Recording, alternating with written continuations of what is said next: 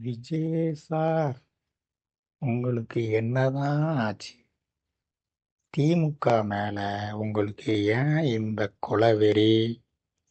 திமுக ஆட்சியில பெண்களுக்கு பாதுகாப்பு இல்லைன்னு சொல்றீங்க. உங்க வீட்டுல அம்மா இருக்காங்க, ஒய்ஃப் இருக்கிறாங்க, பொண்ணு இருக்கிறாங்க. அவங்க பாதுகாப்போட தானே இருக்காங்க, இல்லையா? ஒவ்வொரு வீட்லயும் பெண்களை பாதுகாக்க வேண்டிய கடமை நமக்கு இருக்கு. புரிஞ்சுக்கிடுங்க விஜய் சார். திமுக ஆட்சியை அகற்றுவோம் அப்படிங்கிறீங்க. சரி, 2026ல் நீங்க சிஎம் ஆகுறேன்னு வைங்க. அந்த 5 வருஷத்துல பெண்களுக்கு பாதுகாப்பா இருக்குமா? ஏதாவது ஒரு இடத்துல பெண்களுக்கு பாதுகாப்பு இல்லை, ஏதோ நடக்கக்கூடாது நடந்துட்டு அப்படின்னா நீங்க உயிரை விட்டுருவீங்களா? அப்படின்னு ஒரு 100 ரூபா பத்திரத்துல எழுதி கொடுக்க முடியுமா உங்களால?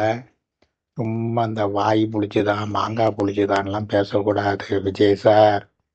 பெண்கள் இன்னைக்கு பாதுகாப்போட இருக்கிறாங்க. 1-2 இடங்கள்ல அது திமுக ஆட்சி இல்லை சார்.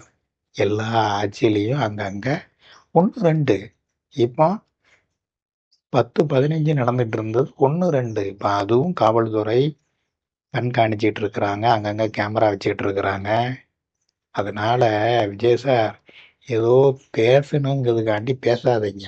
பெண்களுக்கு பாதுகாப்போட தான் இருக்காங்க. விஜய் ப்ரூ, புரிஞ்சுக்கிடுங்க. 2026ல் ஒரு சீட்டு நீங்க வாங்க முடியாது. இந்த மாதிரிலாம் பேசிட்டு இருந்தேன், யாருக்குனே வாங்க முடியாது. அப்புறம் இப்படிலாம் எவ்வளவு நலத்திட்டங்கள் திமுக செஞ்சுட்டு இருக்கு. மு.க.ஸ்டாலின் அவர்கள், உதயநிதி ஸ்டாலின் அவர்கள், புரிஞ்சுக்கிடுங்க. வாய் புளிச்சுதான் மாங்காய் புளிச்சுதான்லாம் பேசாதீங்க விஜய் ப்ரூ.